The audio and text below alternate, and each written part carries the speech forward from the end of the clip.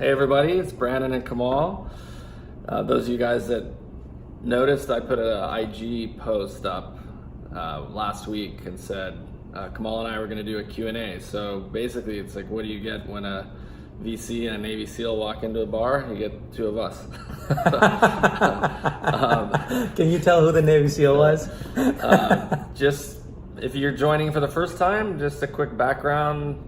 I'm former Navy SEAL. I spent just about 10 years in the SEAL teams. Now I'm an entrepreneur.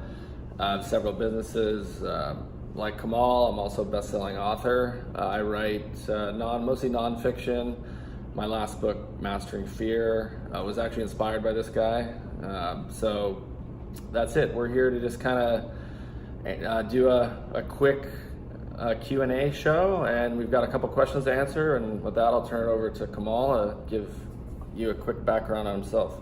All right, thanks. By the way, Brandon, for those of you who don't know Brandon, he's being incredibly humble. His first book, Red Circle, is, and actually Killing School is one of my favorite books ever written.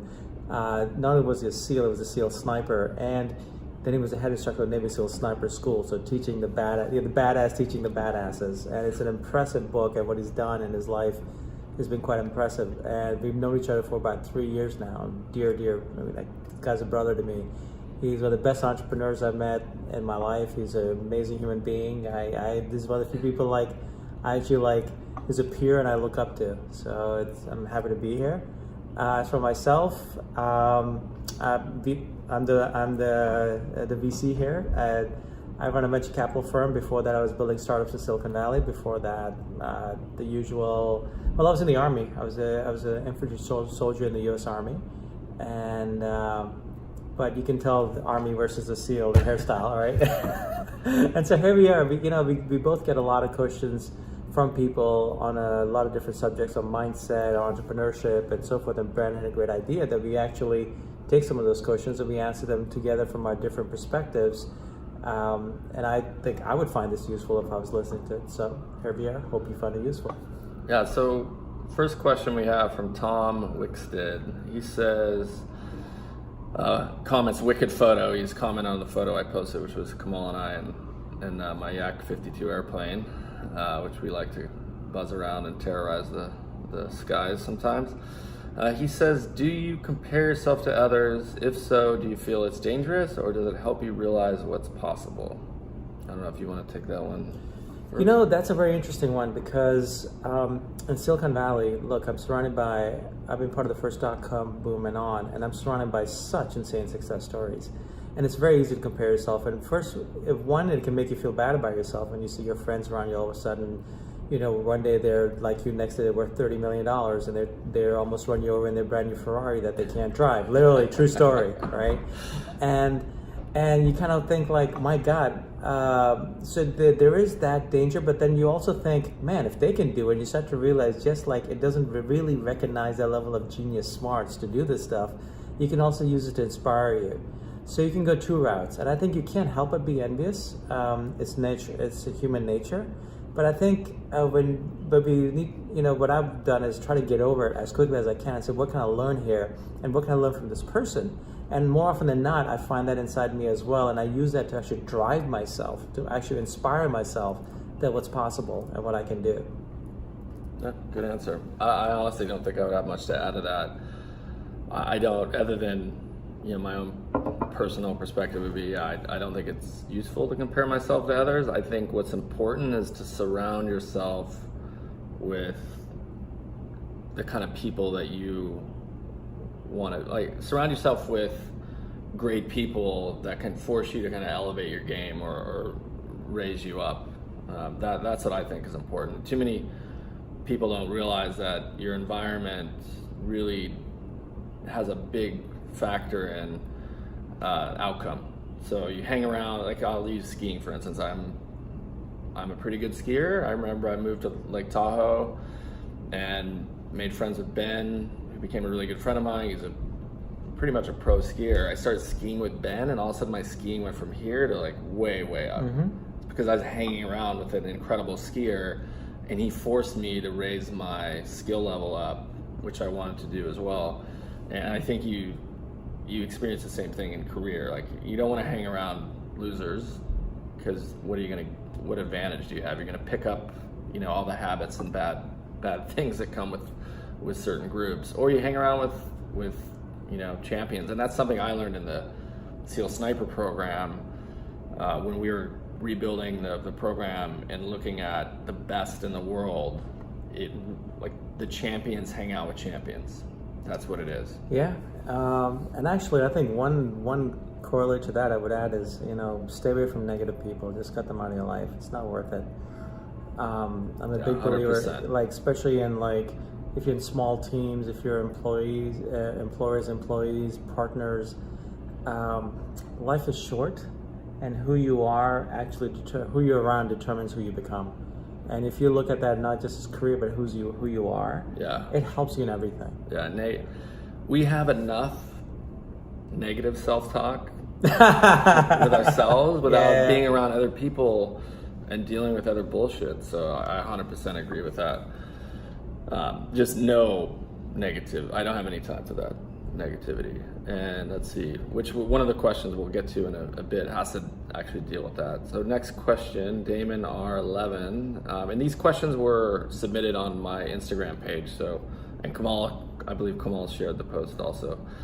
So if you guys want to get your questions answered, just look out for the Instagram page, or drop a question on any of our pages, and we'll log it and get to it next show. All right, Damon asks, what are some realistic, reachable things you would tell your younger self that would help separate from the rest? And I'm just reading straight off here. In the aspect of business and life in general. So what are some realistic things you would tell your younger self about life and business in general? You want to take that one? I'll take a simple one. Like, if it scares you, do it. It's literally that simple. If it scares you, do it. If it scares you, do it. If it scares you, do it. If it scares you, do it. My God, that'll change your life. Yeah, and serve you. That's such a simple rule. And the more you do it, the more confident you become in it. If it scares you, do it. If it scares you, do it. If it scares you, do it. Yeah, that's good advice. I'm trying to think. I would say, if I could talk to myself, I would say, don't let anybody tell you what you can or can't do. It's a great one. I had so many people tell me I would never be a SEAL. I remember I was at my helicopter squadron, and my community of rescue swimmers that were helicopter air crewmen had a history of sending guys to SEAL training, and the guys would flunk out. Like, it was like a 90% washout from our little community. So guys just assumed I was going to be. They're like, "Why are you going to go? You're never going to make it." And so and then when I made it, they were like all my best friends. Like, I knew you could do it, man. So I would say, and that's through life, I have dealt with that over and over and over again. And I've learned how to use it as fuel for the fire, like the burn in the like passion and desire within. So that's what I would tell my younger self. I would learn that lesson early on and not have to kind of learn it the hard way. That's a great lesson. Yeah. You know, the thing is, it's like, I think the best lessons are simple, and if you can just distill them into like almost like a couple of phrases, and then you just can live them, make it a practice. That's it. Transforms your life. Yeah. Okay, next question, which you kind of answered already, was Pavel01 says, how do you distill Mastering Fear, which is the book I just wrote, and Rebirth, which is Kamal's latest novel, and Live Your Truth, which is another great book you wrote. So how do you distill Mastering Fear, Rebirth, and Live Your Truth to a 5-year-old? I would say for my book, Mastering Fear, I really want to write it to a young adult audience, but I use the same principles I talk about in that book on my own kids. And really it's like, everybody lives with fear, for one. Like, everybody lives with fear on a daily basis until we stop living. So for one, like, to Kamal's point, if you're scared of it, just do it, and get in a habit of doing things that make yourself uncomfortable. Because when you get into that habit, it just becomes a thing, a normal thing for you to go, okay, yeah, I get I'm scared to do this, but I'm going to do it anyway, and kind of push through it. Because usually the stories that we make up in our head are much worse than actually doing the actual thing, whether it's public speaking, Anything. swimming, anything. So Anything. You know, look, like if we stuck with only things that we'd never scared about, I think we wouldn't be walking, we wouldn't be riding bikes, we wouldn't be anything, right? We'd be going to outer space. I think kids know more about that than we often as adults do. Like I watch little kids climb trees and they are fearless. Yeah. And it's like I always wonder, like, what point do they start to lose it, and what makes them lose it? I mean, it just feels like you get so much as kids grow up and they're talked to by adults. You get all this input on, and you and I see it all the time. Like people are really good at passing off their own fears and insecurities onto other people and saying, "Oh, you can't do that. Why are you going to do that? This is going to happen. That's going to happen. Why are you going to change your career?" Even my dad is like, "Why are you getting out of the Navy? Why are you going to give up that good Navy retirement?" You know, it's just this mindset. And so, but this constant, the kids get just pounded with this constant kind of negative feedback, insecurity, and it kind of like affects you over time, and then we turn into adults. You know, the kids are great. Like they probably could teach us a little. Yeah, they should. The 5-year-old. So the answer is ask your 5-year-old. It's a great question, by the way. Yeah, ask your Makes you 5-year-old think. the question. All right, let's see. Okay, BBTYGT. That's the Instagram handle. He asked, besides how fun it is to fly that yak, he's referring to the picture I posted flying with Kamal. How have you grown from allowing the haters to affect you? I think this one's directed at me. How have you grown from allowing the haters to affect you to how you now stay in your lane for the most part and let them stay in their own negative neighborhood without wasting your time and energy on them? How have a strong team and friendships help you on this journey? Okay, so first part, I just learned, and I'll be honest and real, like nobody likes to read bad stuff about them. Nobody likes to read bad comments. It's just human nature. Like nobody likes it. I don't like it. Doesn't make me feel good. So I just get rid of it. I don't focus on it. If somebody comes to my page, puts some negative bullshit on there, I just block them right away. I've got plenty of haters. Anytime you put yourself out there in the public eye, you're going to get people that are insecure, jealous. It all comes from a place inside where it's the person, like anytime somebody has enough time and energy to hate on somebody else, that person is not in a good place. So that's one thing. And the second part of the question is how have a strong team of friendships helped you on this journey?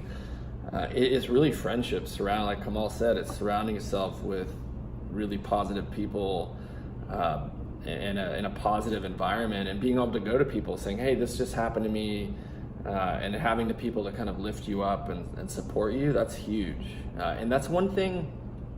I talked about this on a podcast a while back.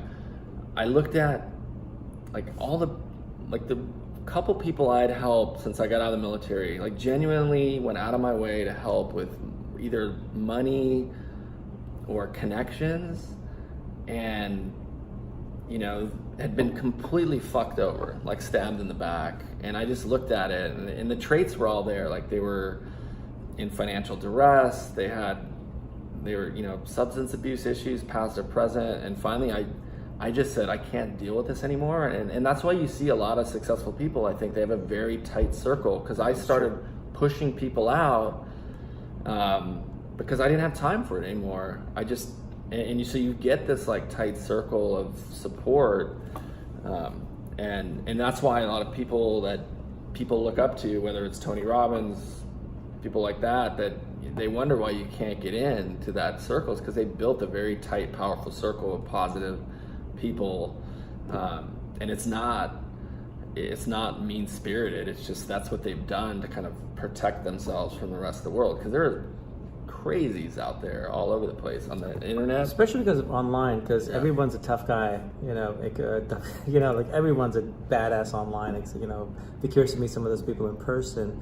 One thing I've learned is that if you're just being a badass in your life, if you're just rocking it, if you're doing the things you want to be doing, you're like really living it, you don't have time to be negative about someone online. You're like, it's the least of your worry. Maybe some politics stuff upsets you and you go do something about it, you fund something, but who's got time to leave negative comments on YouTube? Yeah. You know, like,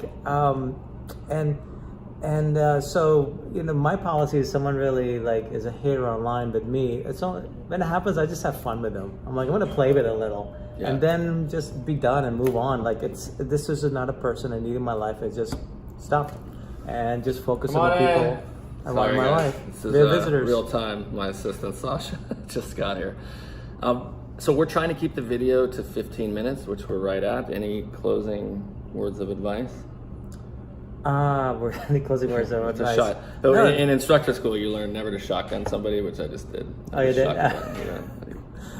I think this is a test for both Brandon and I. We both get a lot of these questions from people, so we thought we'd try this together because we have a lot of mutual respect and love for each other, and we have very interesting life experiences that coincide but also diverge.